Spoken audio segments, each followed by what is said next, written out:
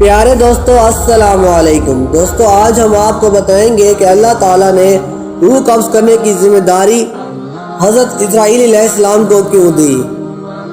لیکن پہلے آپ سب سے ایک ریکویسٹ یہ ہے کہ پلیز ہمارے چینل کو ضرور سبسکرائب کر دیں، اور اگر آپ کو ہماری یہ ویڈیو پسند آئے تو اس کو لائک کر دیں اور شیئر ضرور کر دیں۔ دوستو نیک بات پھیلانا صدقہ جاریہ ہے۔ جب اللہ تعالیٰ نے حضرت آدم علیہ السلام کی تخلیق کا ارادہ فرمایا تو اللہ تعالیٰ نے حضرت جبرائیل علیہ السلام کو حکم دیا کہ زمین سے ہر قسم کی مٹی کو لے کر آؤ، سفید، سیاہ، سرخ، نرم، میٹھی، کھاری وغیرہ۔ خیال رہے جتنے رنگوں کی مٹی اور جتنی صفات والی مٹی حضرت آدم علیہ السلام میں رکھی گئی، آپ کی اولاد میں اسی طرح وہ تمام صفات موجود ہیں۔ اسی لیے کوئی سیاہ، کوئی سفید، کوئی سرخ، کوئی نرم خو اور کوئی تند مزاج وغیرہ ہیں۔ حضرت جبرائیل علیہ السلام زمین پر خاک اٹھانے کے لیے تشریف لائے۔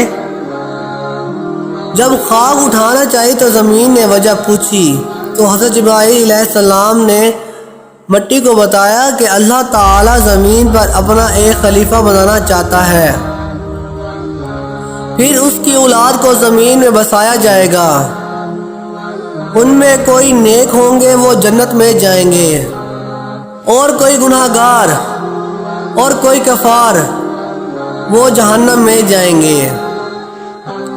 آپ نے جب یہ تمام واقعہ بیان کیا تو زمین نے منت و سماجت کرتے ہوئے عرض کیا کہ آپ مجھ سے مٹی لے کر نہ جائیں، میں یہ نہیں چاہتی کہ میرا کچھ حصہ جہنم میں چلا جائے۔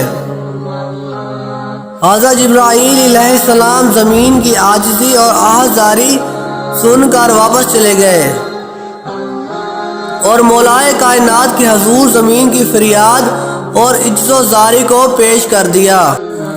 اس کے بعد اللہ تعالیٰ نے حضرت میکائیل علیہ السلام کو بھیجا، ان کے ساتھ بھی یہی معجزہ درپیش آیا، وہ بھی زمین کی فریاد سن کر واپس چلے گئے۔ پھر حضرت اسرافیل علیہ السلام کو رب قدوس نے بھیجا، آپ زمین پر تشریف لائے، آپ کے ساتھ بھی وہی کیفیت درپیش آئی جو پہلے دونوں فرشتوں کے ساتھ پیش آ چکی تھی۔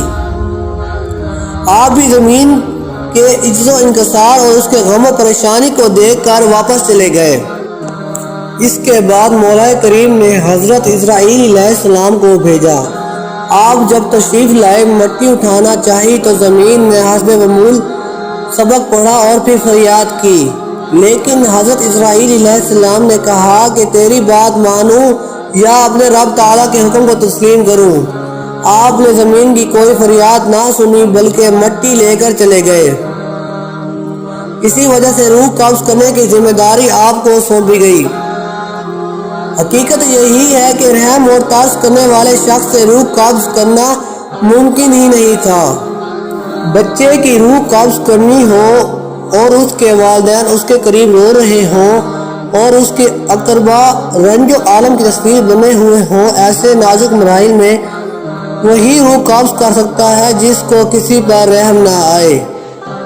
یہ کام اسرائیل علیہ السلام کا ہی ہے۔ وہ اقربا کو روتے چلاتے ہوئے دیکھ کر بھی کہتا ہے کہ میرا کوئی جرم نہیں، میں تو اپنے مولا کا پابند ہوں، میں تو بار بار اس گھر کا چکر لگاؤں گا، تم اپنی فکر کرو۔ دوستو یہ وجہ تھی کہ اللہ تعالیٰ نے روح قبض کرنے کی ذمہ داری حضرت جبرائیل علیہ السلام کے ذمہ سونپ دی۔ اگر آپ کو ہماری یہ ویڈیو پسند آئی ہے تو پلیز اس کو لائک کریں اور شیئر ضرور کر دیں۔ دوستو اچھی اور نیک بات پھیلانا صدقہ جاریہ ہے۔ شکریہ۔